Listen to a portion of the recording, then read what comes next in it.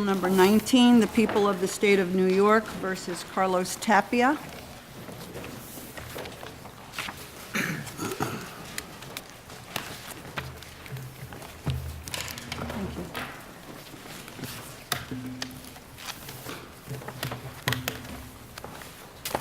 Thank you.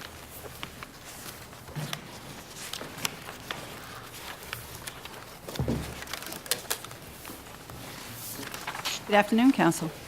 Good afternoon. I'm Daniel Rubens for Carlos Tapia. I'd like to request 2 minutes for rebuttal. 2, did you say? Yes, 2. Yes, sir. Thank you. Carlos Tapia was convicted of assault with a weapon, but there was no proof to connect him to a weapon or that he knew or expected a weapon would be used during the attack. So I want to move you right past that point and talk about this use of the grand jury minutes. Is it your position that the grand jury minutes could never be used? Our position is they could not have been admitted through the past recollection recorded hearsay exception. So they can never be admitted as a past recollection recorded?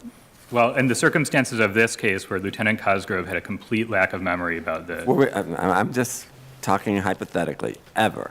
Can they ever be admitted as a past recollection recorded? Well, I could see a circumstance where maybe there was partial recall by the witness, so when the witness was on the stand, there could be some opportunity for defense counsel to get traction and to test the sufficiency of his account, because the key for this point is that the confrontation right requires an adequate opportunity for cross-examination. Just physically having someone in the courtroom on the My stand. understanding is, it's under the federal constitution, that once you have the witness on the stand and they're testifying, they're not taking the fifth, it is not a confrontation issue anymore. It may be something else, but it's not a confrontation issue. Confrontation is, I can't cross-examine the witness. Here you can cross. It's not section by section of their testimony. It's, is the witness available for cross? Your witness is available for cross. It's not a constitutional violation. Well, in Crawford, the Supreme Court looked to whether there was an adequate opportunity to defend or explain the testimonies. They did talk about physical presence, but in a circumstance where the witness has total memory loss, there's really no opportunity for them to defend or explain their account. In that case, I think it would be very hard to get the testimony in, right? Because you'd have to lay the foundation for past recollection recorded. So I think that's your check on an evidentiary basis. But in terms of a pure, we're going to, I think, be going out beyond what I understand the federal courts at least have done on what does it mean to have a confrontation violation. Well, I don't think the federal courts have squarely dealt with this issue post-Crawford, but in any event, this state's policy on grand jury testimony is clear. It's come up in this court's cases on 67010 of the criminal procedure law. And this court has said before that New York has a stricter policy. 67010, isn't that really the codification of the common law exception to the hearsay rule for prior testimony, right? That is what 67010 Right. does. So you have these different exceptions to the hearsay rule, and I'm not sure you can use, one set of exceptions that's codified in a particular section of the CPL to then say, well, this other exception is no longer a valid exception. Well, what 67010 illustrates is the need to have an opportunity for cross-examination. So, Well, 67010 you could, can't you argue? talks- Oh, I'm sorry. Talks You go about ahead, Joe. ability to attend. It doesn't say anything about availability. that's correct, Your Honor, but So here we have someone who is attending, right? So why don't the requirements of 67010 apply just when the witness doesn't attend? And then you have other rules that apply when the witness attends, but may or may not be available for cross-examination. I agree that 67010 applies when the witness is unavailable, but this court's decision in Green is really on point and applied 67010 in circumstances that are really the same here, and it recognized the confrontation problem. Green didn't talk about availability, though. But it was, the appellate division decision did, and it said that the witness was made available. This court had a brief disposition. That wasn't what was argued and decided here at all. But the facts were indistinguishable in every relevant sense here, because both cases involved a witness who had memory loss after making the identification. In both cases, there was a hearsay exception applied to. But this child, to me, it seems like that child was more like someone who pleads the fifth, basically said, I'm not testifying, period. Well, I mean, we don't know what would have happened because they didn't call the child to the stand, but. But it was the same position because he was made available. They could have called, and that was key to the appellate division. And the other key to the appellate division decision there was the same line of federal cases that says physical presence, or it suggests that physical presence may be enough. And this court rejected that argument and held that it was reversible error to let the grand jury testimony in. But here we have more than physical presence. We have some fairly extensive cross-examination of this witness on the stand. But because of his total memory loss, there was no ability to test the accuracy of his account, and that's what's critical. It's the same position as if the people had just introduced his account to the grand jury through an ex parte affidavit. The jury was left in the same position, and that's exactly what the confrontation right is designed to protect against. Because he had a total lack of recall, there was no ability at all to ask him about the events of the night, and that's really what's missing here. In this, I would point to this court's... What about Owens? You know, there are some cases that talk about this lack of memory. And how did Crawford call that into question? Well, I mean, Crawford had the language about the need to defend or explain the testimony. In Owens, the witness there, he recalled that he had made an identification and couldn't remember the basis for the identification. Well, isn't that what happened here? The witness recalled that he had testified before the grand jury, but he didn't remember the basis of what he had said in that. I don't think he had any recall because the grand jury testimony was a few days after the incident, and that was all 4 years before the trial. So I think that was a distinction. I thought that was why the prosecutor said they're not calling him. He doesn't remember anything. Exactly, that's right. Isn't that what he said? I don't remember anything. It's so bad, even seeing the grand jury testimony, he couldn't remember anything. Yes, exactly. Even his recollection wasn't, he had no present recollection even after seeing that transcript. So that's why it's really... Would it have been different if it had jarred his memory? I think that well, I don't, first of all, if it had jarred his memory, there might not have been a foundation for the past recollection recorded exception. But if he had had a partial memory, I could see an argument that you could actually impeach the account through cross-examination. And that's really what the key is. Is there any ability to have kind of lined up his testimony against what else that the defense counsel knew and what else was in the record about the incident in question? I think another decision that illustrates the problem here is Simmons, which talked about preliminary hearing testimony, which is a form of enumerated testimony under 670-10. And this court held there was error when, during the preliminary hearing, there wasn't an adequate opportunity for cross-examination because the hearing in question was focused on the issue of identification, and there wasn't the adequate opportunity to cross-examine the witness on the substance of the identification. Let me ask this. Can 670-10 be seen in another way than just, and granted, it's partially at least a codification of exceptions to the hearsay rules, but can it also be seen as an exception to the rights of confrontation and a restraint on the exceptions to the right of confrontation? But only to the extent that the forms of prior testimony allow a prior opportunity for cross-examination. So you're saying that it does not provide any restraint on the rights to confrontation?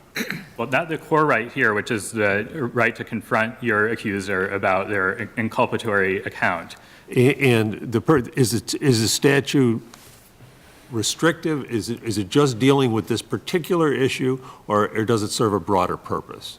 Well, as this court said, it reflects the policy against the use of grand jury testimony because it enumerates 3 categories, each of which allows full cross-examination. So I just want to clarify that. So essentially what you're saying is because the legislature enacted 670-10, you can never use grand jury testimony. That's not what I'm saying. 670-10 talks about 3 types of testimony, and there might be other hearsay exceptions that would allow you to get it in because there wouldn't be a confrontation issue. For example, if there were a party admission, then you wouldn't be in the same circumstance. So just bear with me a second. So if somebody's assaulted, whether it's a gunshot, a stabbing, whatever, survives, gets to the grand jury, and then after the grand jury returns the indictment, but before it goes to trial, the witness expires. Not necessarily, maybe due to the injury or maybe something else. Now what? That doesn't come in, but that's what the legislature said by limiting 670-10. So that whole prosecution for that assault, unless there's another eyewitness who's going to make out all the elements, goes away. Well, I think that's the basis of Crawford and the confrontation right. There might be some prosecution. I just want to understand what your position is. Could you cite one federal case, and I think it's 8035 is their rule, and this is a federal claim, where they kept out grand jury testimony based on a Crawford violation? Because as I've seen the Second Circuit at least, and I think it's Garcia, they let it in. Or not, it wasn't grand jury testimony, it was a report, I think, or something. But what federal case have they ever kept out grand jury testimony on their 8035 on a confrontation Crawford basis? I'm not aware of any federal case, but this court has 67010, and this state has its own policy about Are you grand making jury a state testimony. constitutional claim here? Did you Well, raise that at all? Yes, because we talked consistently about 67010 below, and that's what reflects, as this court has said, the state's restrictive policy, which is more restrictive than grand jury than the federal policy, where it could come in potentially as a residual hearsay exception. And But it wouldn't be Crawford then, because I cannot find a case under Crawford where they did what you're asking us to do. Well, I'm not aware of how this issue is played out in the federal system, but I think it's clear under this court's precedents. And if this testimony is allowed in, then nothing is going to stop the routine use of grand jury testimony in criminal cases if the witness forgets, which is, pretty likely to happen given the delays in the trial process. Counsel, what if in a narcotics prosecution, the people call a chemist to the stand, and the chemist, in the course of her work, had recorded a numerical weight in her lab report. And then she's on the stand and she testifies that she has no independent recollection of that. Is that recorded statement not admissible under your theory then?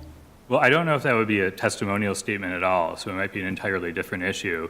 Grand jury. What wouldn't be a testimonial Whatever value statement? she recorded might not, I'm not sure if that would be. Well, if that goes directly to the crime charge, the weight of the drugs. Well, if there's an opportunity to impeach her account based on the reliability of her methods, that's a different context. So All maybe. right, what if the defense sends out an investigator, gets a written statement from somebody who's a witness, now trial comes along, and perhaps that statement was helpful to the defense, and now the person really, backs off. I don't remember. I wasn't able to see as well as I, indicated. Now what? Well, there are different considerations which this court's precedents have recognized when the defense is using it or when it's used for impeachment. There's a separate provision of the CPLR, and it's not going to. I'm not talking about impeachment. I'm talking about you wanted to put this on, this witness on. Well, if the defense wants to do it, then there's separate constitutional interests So it's at different stake. whether it's the prosecution versus the defense. Well, the confrontation right is a right that's specific to defendants. There isn't Okay. that symmetry there. Now, let's say it was a sworn statement. Well, if there wasn't an opportunity to cross-examine, and there is not an opportunity at trial to cross-examine the person who made that statement because of total memory loss, because they're unavailable, then that evidence is a confrontation problem if it's testimonial evidence. So Is there any inconsistency in arguing that a witness is available for purposes of a missing witness charge, but unavailable for purposes of confrontation analysis? Yeah, I do think there may be an inconsistency, and I recognize the way the issue played out here in the trial court, but the trial court's ruling was that it was not going to rule on this missing witness charge or the unavailability question for that purpose. So defense counsel was presenting arguments to try and understand exactly what Lieutenant Cosgrove knew or could recall, and that played out the way it did, and then the trial court never ruled Well, I on thought the the missing witness. problem is not putting him on the stand. It's trying to use the grand jury testimony.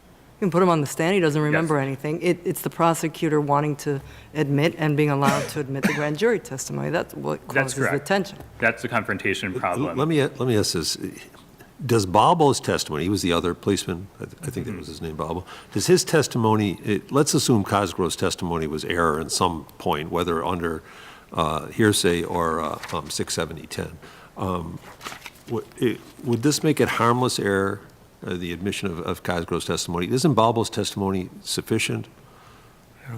No, Sergeant Bellow's testimony was not sufficient because Lieutenant Cosgrove was the only person to testify before the grand jury that Mr. Tapia was kicking the victim in the head when the police arrived. And that was really important. And I think I just wanted to call Your Honor's attention to the appellate division decision. It actually misattributes the testimony about kicking to Sergeant Bellow. But if you look in the record, the only person who said anything about kicking was Lieutenant Cosgrove to the grand jury. Okay, So I thank think, yeah, that, Well, I the think, significant injury here, though, was the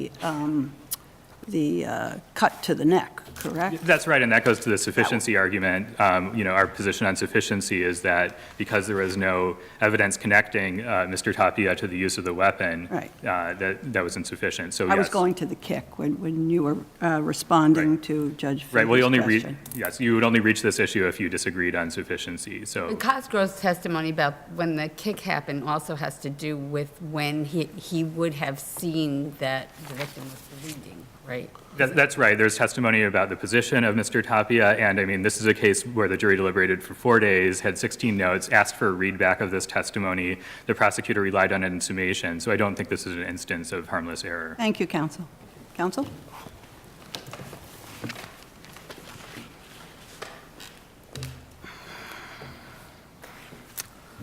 James Wen for the Office of the District Attorney, Bronx County.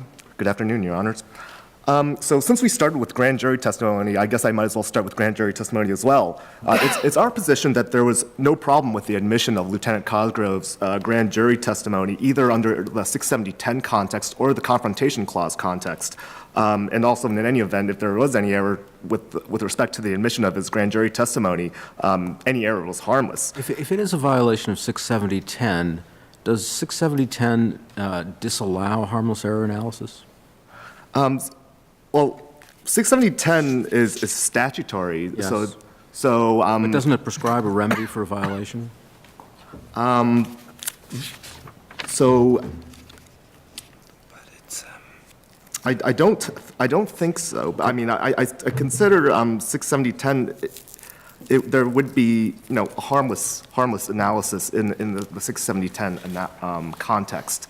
But I mean, starting with 670-10, I mean, 670-10 really speaks to something, very different that was done here. 670-10 allows for, the admission of just prior testimony without any sort of testifying witness whatsoever. And so how do you distinguish Green then?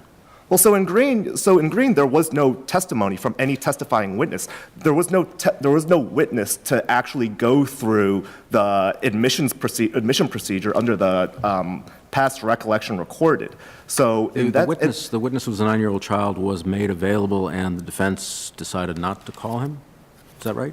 That's correct. The defense was given an opportunity to call him for the purpose of cross-examination, but they did not. But Green also had, there were two problems. In Green, there were two problems under 670-10 with the admission of the testimony. The first problem was the fact that the kid, the child in that case, was not unavailable under the meaning of the statute, in that he was not, deceased or incapacitated or ill or tampered with in any way.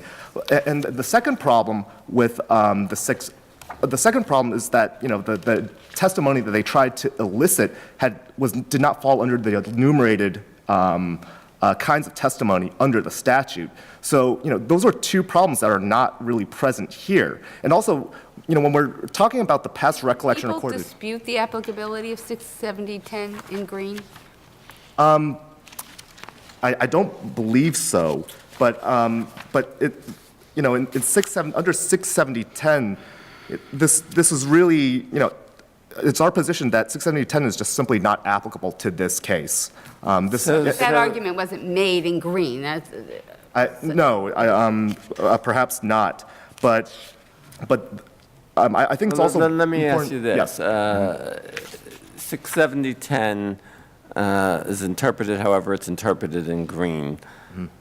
That's in 1991. The past recollection recorded exception has been used by trial courts and the appellate divisions uniformly to admit grand jury testimony. Is there any precedent, either from the appellate divisions or this court, since 1991 to say, no, Green means you can't admit grand jury testimony under the past recollection recorded No, acceptable? not squarely, no. And, as you indicated, this is consistently admitted, grand jury testimony is consistently admitted as past recollection recorded in departments of the appellate So division. if we were to take a different approach, would that be a new rule? Like, where is this going in terms of 440 applications? Yeah, I mean, it would be a new, perhaps Can a I- new. can I- rule. Yes, Your Honor, I'm sorry. I was on the fourth department for a while, about 8 years, and my recollection is different. In the third and the fourth department, I thought that the rule was it's not admitted. I'm assuming you're in, what department are you in? The first department, You're in Your the Honor. first, okay, so in fairness, I think in the first and second it is, and I think that, I'm just thinking back myself on the case Flowers was a fourth department case that I sat on where it was admitted. So my experience, and it's outside, so I'm not saying you're wrong, it's just within your experience, but my experience is a little bit different, and in the third and fourth department, I don't think that's correct. I think it has been admitted. Well, I do, in recent cases in the first department and second department, that's certainly the I think the you're right case. about that, yes. But also I want to, impress upon this court that, the kinds of testimony, this wasn't simply the procedure of just admitting the grand jury testimony in lieu of any live testifying witness. This is, what we're doing is we're eliciting the statement of the recollection. It's not the fact that it's testimony, it's the recollection, Lieutenant Cosgrove's recollection of that evening. And, as for the. But is it, if I'm understanding what you just said, isn't that the problem, that they can't cross-examine him, because of course they couldn't at the grand jury, and then they can't cross-examine him on the witness stand because he has no memory of it. He has absolutely no memory of it. Right. He's reading an answer off a transcript that he has already said, I don't remember this at all. Right. And so they weren't. So how can they delve into the substance of what he's testifying to? Well, I mean, so when we get into the question of confrontation, I mean, cross-examining him about his lack of memory is very ripe for confrontation purposes and cross-examination, and also the fact that. What has the Supreme Court said is the point of cross-examination? What is it supposed to serve? Well, it is supposed to put the witness in the crucible of cross-examination, and he's supposed to be tested. His statements are supposed to be tested in this context of confrontation and cross-examination. So, You can't test and the anything. purpose of that is to Excuse me, you can't test anything when he has no memory of it. That's what I'm finding difficult with your analysis. I agree with you. If there was no grand jury testimony admitted, if all he did was get up and say, I don't remember, and they want to cross him and on the fact that he doesn't have a memory and what that might suggest about the events, that's one thing. But to actually put in words in his mouth that they cannot in any way test, I'm having difficulty seeing how that puts into the, what did you call it, the crucible of cross-examination, how that serves that goal. Right, to challenge him. Right, but they are challenging him in other ways. For example, his lack of memory. And under People versus Owens, it found that a witness with no memory does not violate the All I'm confrontation. saying is Did they the trial could do court that without instruct him with respect, instruct the jury with respect to how they received that testimony?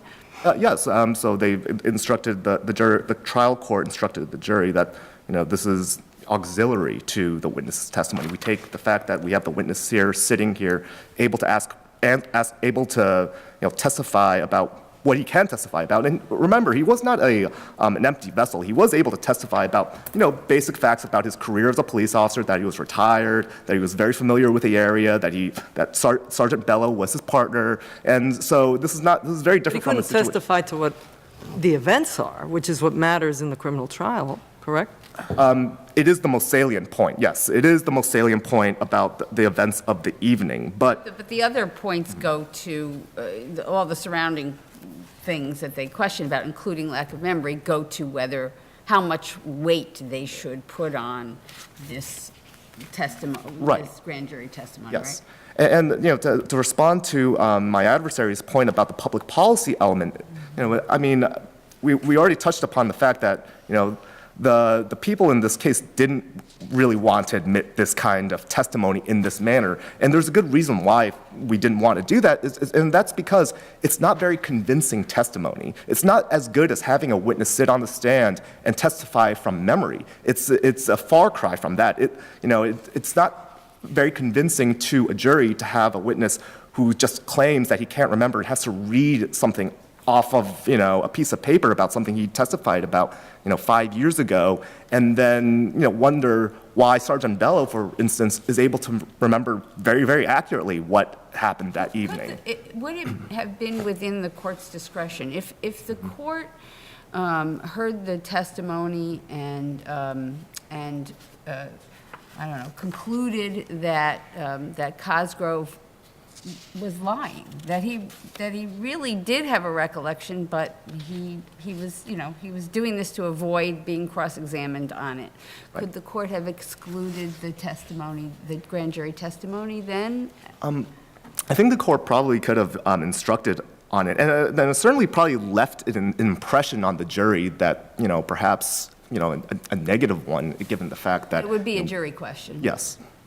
May I ask you, I know the red light just went off. Sure. That's my last question. Yeah. How is the foundation for this to get in? How did the ADA establish that foundation? 'Cause Sure. I'm having trouble just with that first question. Okay, so, under Taylor, we know the 4 prongs that we need to meet in order to establish, to admit the past recollection recorded.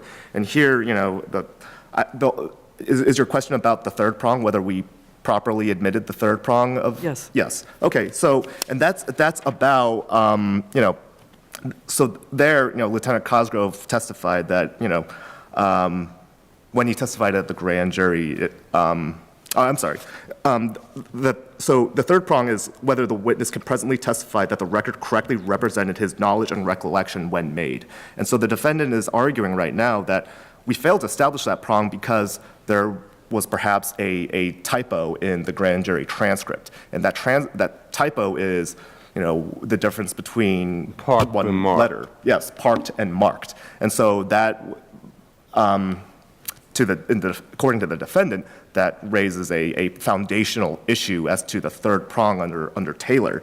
And our argument is, no, not at all, because what we're talking about, he's trying to interpose a requirement that we need prompt verification of the grand jury transcript. So, for example, that would involve Lieutenant Cosgrove, after testifying to the grand jury, immediately reviewing the transcript and, ticking off a checkbox and saying, yes, this is It's a certified accurate. transcript, right? That's right. It was a certified transcript, and Lieutenant Cosgrove testified under oath, and he also stated that, basically stated that, if I said it at the grand jury, then it's true. And so that is sufficient, assurance of accuracy for the purposes. Even if he can't say, when I read it, I knew that that's what I said.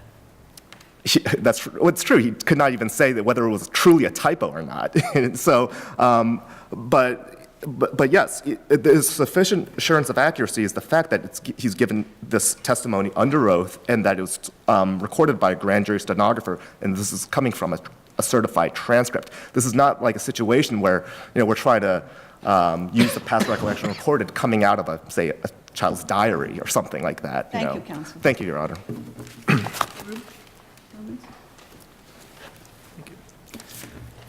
If Lieutenant Cosgrove had described the incident in an affidavit and the people tried to introduce that affidavit at trial, that would clearly be a confrontation violation.